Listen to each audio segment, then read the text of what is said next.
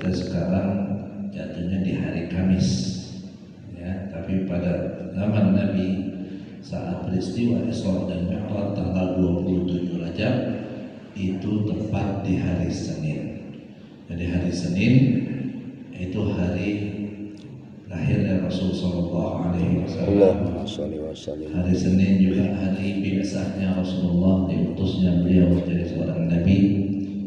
Hari Senin juga hari mulainya beliau melakukan hijrah. Hari Senin hari terjadinya Isra dan Mi'raj. Hari Senin juga hari wafatnya Nabi kita Muhammad Sallallahu Alaihi Wasallam. Nah, peristiwa Isra dan Mi'raj Allah Subhanahu Wa Taala abadikan di dalam Al-Quran. Untuk Isra-nya itu ada di dalam surat Al-Isra, dan untuk Mi'raj-nya ada di surat An-Najm. Wan najmi idza hawa, dari ayat 1 sampai ayat ke-18 itu mengisahkan Mi'rajnya baginda Rasulullah Sallallahu Alaihi Wasallam. Karena Allah abadikan kisah ini di dalam Al-Quran, maka dalil Isra dan Mi'raj begitu kuat, dalilnya qat'i. Maka siapapun yang ingkar, yang ragu, tidak percaya dengan Isra Mi'raj Rasulullah, maka dia murtad atau dia kafir. Waliyadu billah. Kemudian apa makna Isra dan Mi'raj? Ini ada dua mukjizat. Ada mukjizat Isra, ada mukjizat Mi'raj, tapi tetap merupakan satu kesatuan. Ya.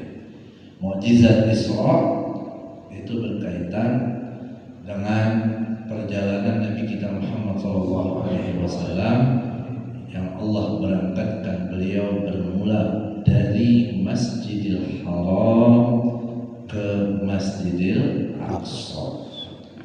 Sedangkan mukjizat Mi'raj berhubungan dengan Mi'rajnya Nabi, naiknya Nabi yang berawal dari Masjidil Aqsa sampai ke tempat di mana Allah kehendaki. Di situ Nabi kita Muhammad Sallallahu Alaihi Wasallam. Jadi dari Masjidil Aqsa Nabi naik ke langit pertama, kedua, ketiga, sampai langit ketujuh. Kemudian sampai ke Sidratul Muntaha, kemudian sampai ke Mustawa, kemudian sampai ke Arsy ila haitsu sya'allah. Jadi kalau kita bicara Isra itu perjalanan dari Masjidil Haram ke Masjidil Aqsa. Kalau kita bicara Mi'raj itu naiknya Nabi dari Masjidil Aqsa ke atas, ke tempat di mana Allah kehendaki. Di situ Nabi kita Muhammad Sallallahu Alaihi Wasallam. Di sini penting untuk memahami, bukan berarti ketika Nabi Mi'raj naik ke atas sana, Nabi ke tempatnya Allah. Hati-hati. Ya, banyak kita yang kadang suka salah paham.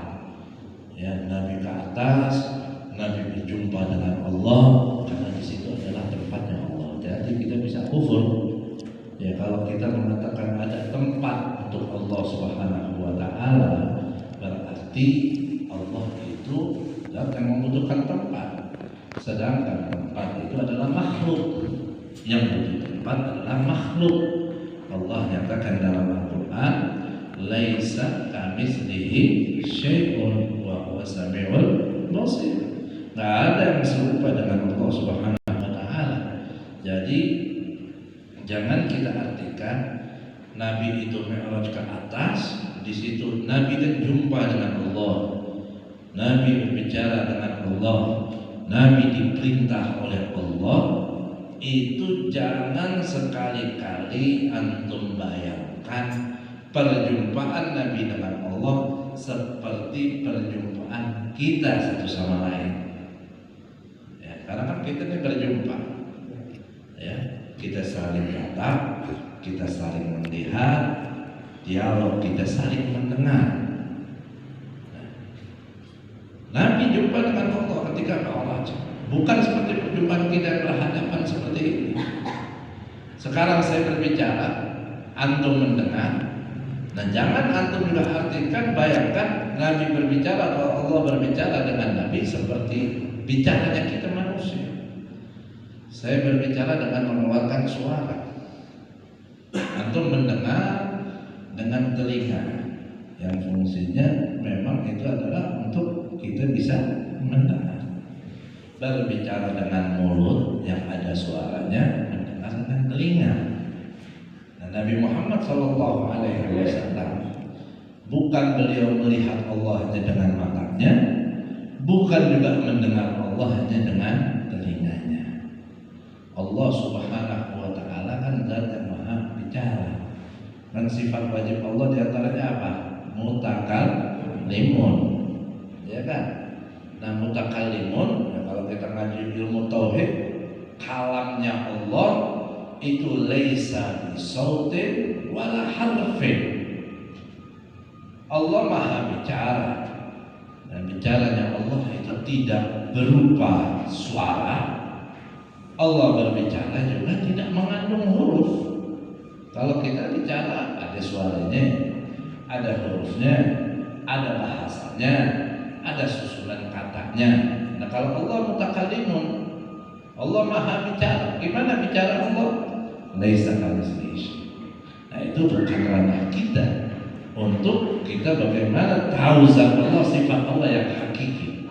Tapi kita meyakini kalau Allah itu zat yang maha bicara. Nah, makanya jangan antum berpikir Nabi Mi'raj bertemu dengan Allah berhadapan seperti ini. Bertemu berbicara dengan Allah seperti kita bicara. Nah, terus gimana?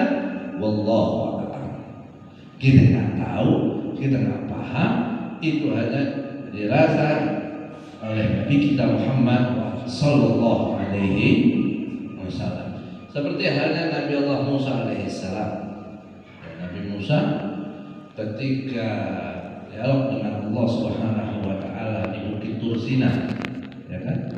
Di situ juga jangan kita anggap Nabi Musa berdialog dengan Allah, Nabi Musa berdialog dengan lisannya, mendengar kalam Allah dengan telinganya, bukan. Ya.